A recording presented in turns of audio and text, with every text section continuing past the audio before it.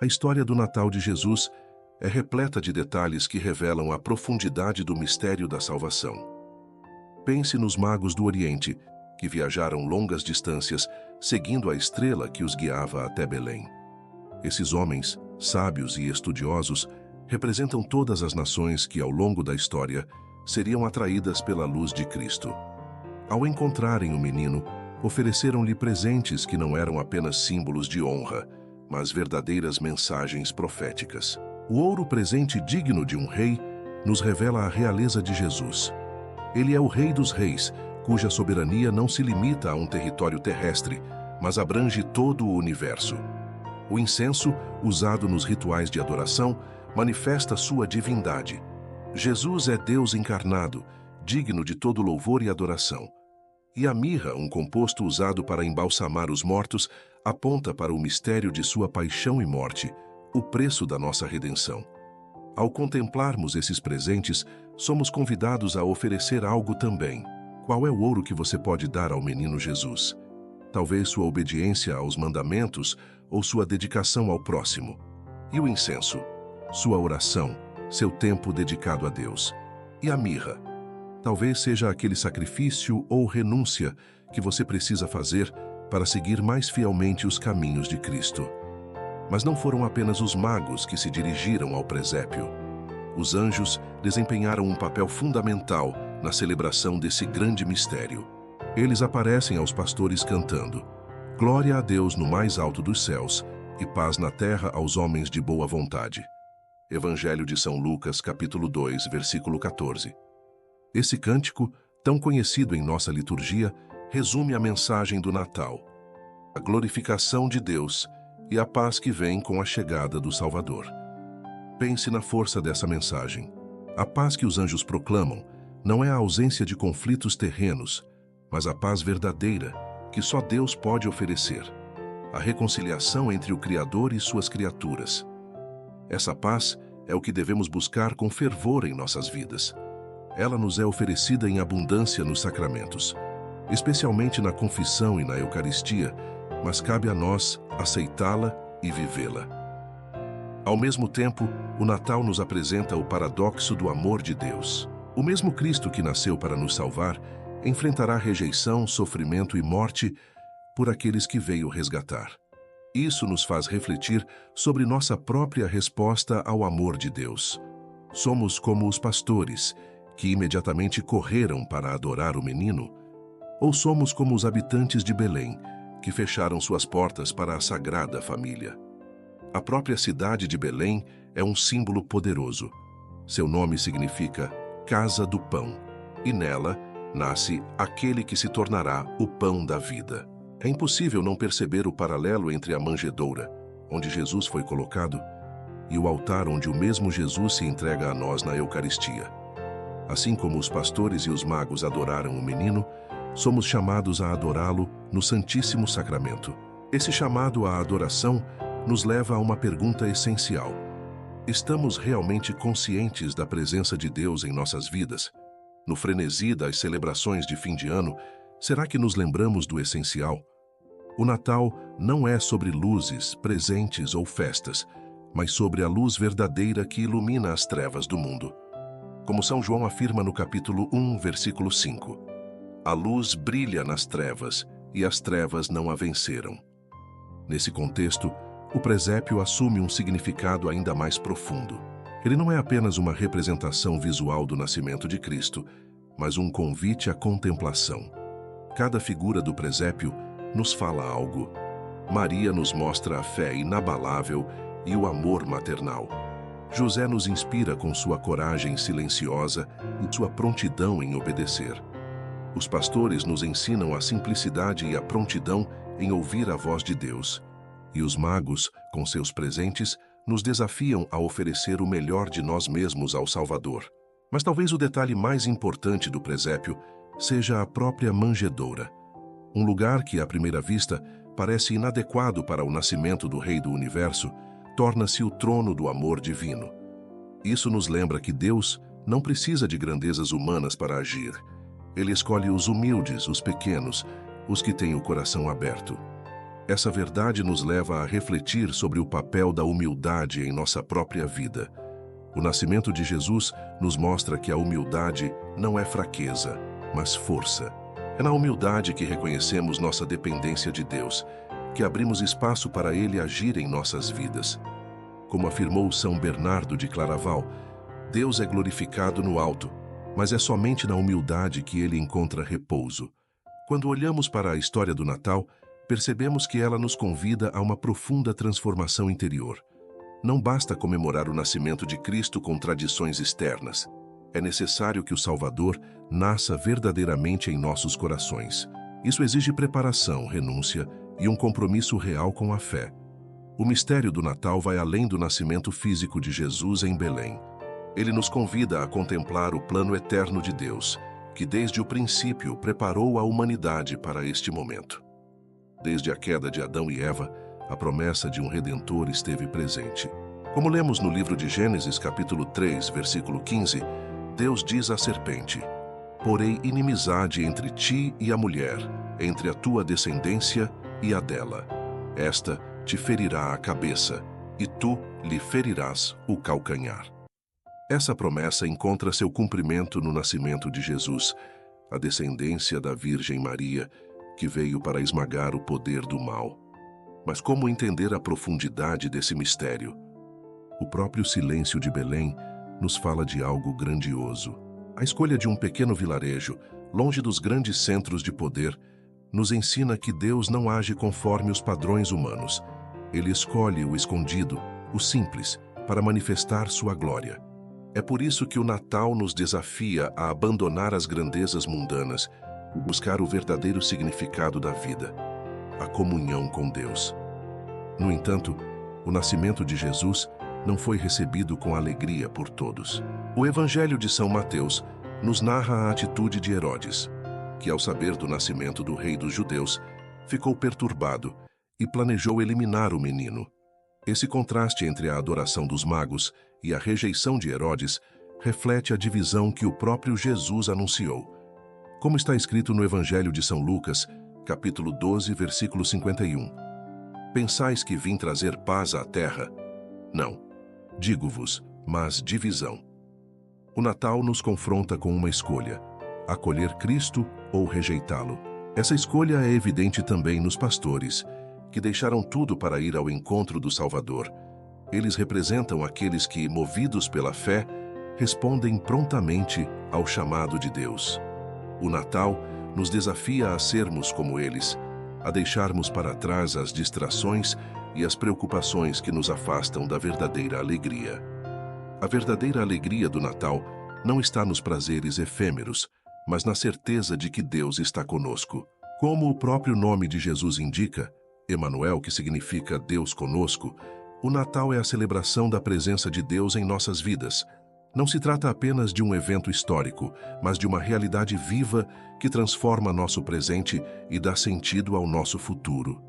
Essa presença divina é também a fonte de nossa esperança. O nascimento de Jesus inaugura o tempo da misericórdia, um tempo em que Deus, em sua infinita bondade, oferece a todos a oportunidade de reconciliação. Como lemos na primeira carta de São João, capítulo 4, versículo 9, nisto se manifestou o amor de Deus por nós, em que Deus enviou ao mundo o seu Filho único para que vivamos por ele. Mas será que estamos aproveitando esse tempo de graça? Será que, ao celebrar o Natal, realmente compreendemos o que significa acolher o Salvador? Celebrar o Natal de forma autêntica exige preparação espiritual. É preciso limpar nosso coração pela confissão, alimentar nossa fé pela oração e renovar nosso compromisso com Deus. Como diz Santo Afonso de Ligório, a preparação para o Natal é a chave para experimentarmos a verdadeira alegria que o nascimento de Cristo nos traz. Pensemos também no papel central da Virgem Maria nesse mistério. Ela, que foi escolhida desde toda a eternidade para ser a mãe do Salvador, nos ensina a importância de estar em sintonia com a vontade de Deus. Seu sim ao anjo Gabriel foi o início da realização do plano de salvação. Como lemos no Evangelho de São Lucas, capítulo 1, versículo 46, em seu cântico de louvor: "A minha alma glorifica ao Senhor, e o meu espírito exulta em Deus, meu Salvador. Esse louvor deve ser também o nosso, especialmente ao contemplarmos o mistério do Natal. Além disso, o Natal nos ensina que a vida cristã é uma peregrinação. Assim como José e Maria fizeram a longa jornada até Belém, assim como os magos viajaram guiados pela estrela, nós também somos chamados a caminhar rumo a Cristo. Essa jornada nem sempre é fácil, mas ela nos conduz à verdadeira felicidade. Felicidade que não está nas coisas materiais ou nos prazeres passageiros, mas na certeza de que somos amados por Deus. Esse é o maior presente do Natal, saber que Deus nos amou tanto que enviou seu único Filho para nos salvar. Como São Paulo escreve na carta aos Romanos, capítulo 5, versículo 8. Deus prova o seu amor para conosco pelo fato de Cristo ter morrido por nós quando ainda éramos pecadores. E assim, o Natal se torna não apenas um momento de contemplação, mas um chamado à ação. Somos convidados a viver de maneira coerente com a fé que professamos, a sermos testemunhas do amor de Deus em um mundo tão necessitado de esperança e luz. Como disse o Papa Francisco, o Natal é a festa da luz, mas não uma luz decorativa e passageira. É a luz de Jesus, o amor de Deus encarnado. O Natal, mais do que uma data comemorativa, é o ponto central da história da humanidade. Em Belém, Deus cumpriu a promessa que havia feito desde os tempos antigos, a redenção da humanidade. Esse momento não apenas alterou o curso da história, mas também abriu para nós as portas da eternidade. Ao contemplarmos o nascimento de Jesus, percebemos que ele não veio ao mundo apenas para nos mostrar um exemplo de virtude. Sua missão é muito maior. Ele veio para nos salvar do pecado e da morte. Como está escrito no Evangelho de São João, capítulo 3, versículo 16. Deus amou tanto o mundo que deu o seu Filho único, para que todo aquele que nele crer não pereça, mas tenha a vida eterna. Esse é o grande mistério do Natal, o amor infinito de Deus por suas criaturas. No entanto, esse amor exige uma resposta. Não podemos simplesmente contemplar o presépio como espectadores. Somos chamados a participar desse mistério, a acolher o menino Jesus em nossos corações e a transformar nossas vidas de acordo com o Evangelho. Mas como acolher Jesus de maneira autêntica? A resposta está na simplicidade e na humildade. Assim como os pastores que deixaram seus rebanhos para adorar o Salvador, somos chamados a deixar de lado nossas preocupações mundanas e colocar Deus em primeiro lugar. Assim como Maria, devemos abrir espaço em nosso coração para que a vontade de Deus seja feita. A Virgem Maria é, de fato, o grande modelo para todos nós. Sua humildade e sua total entrega a Deus são um reflexo perfeito de como devemos viver. Ao olhar para o presépio, somos convidados a imitar sua confiança e sua obediência. Maria não apenas deu à luz o Salvador, mas também o acompanhou em cada etapa de sua missão, até o Calvário. Isso nos lembra que o Natal e a paixão de Cristo estão profundamente conectados. O nascimento de Jesus é apenas o início de sua missão. Ele veio ao mundo para nos reconciliar com Deus e isso foi consumado na cruz. É por isso que, ao celebrarmos o Natal, somos convidados a olhar também para a cruz e para a ressurreição, que são o cumprimento desse plano divino de amor. Além disso, o Natal nos desafia a viver o amor ao próximo de maneira concreta.